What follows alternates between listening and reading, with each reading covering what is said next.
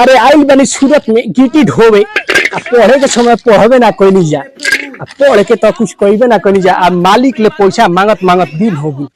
अब मालिक तो बाद एक नंबर के खत्म दिन भर घर में रहता नु मालिक हमनी के खटावत मालिक तो एक नंबर के खत्म दिनों भर हालत पंचर हो जाता आ गाँव में तो रही एक नंबर के हम रंगदार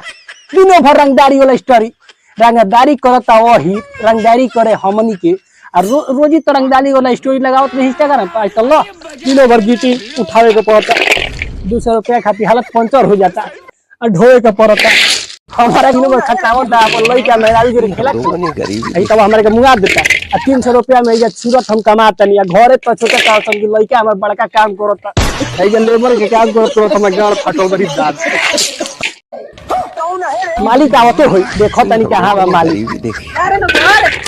पूरा की जोय हो ए मालिक हमनी के पैसा दो ना हमनी गरीब दुखिया बिहार से आवत कमाए के पैसा के 1-2 रुपया के तू पैसो नहीं दे हमें मेहरारू मरत ये भूखे घर पे काम बा 5000 मेहरारू के माला किने के बा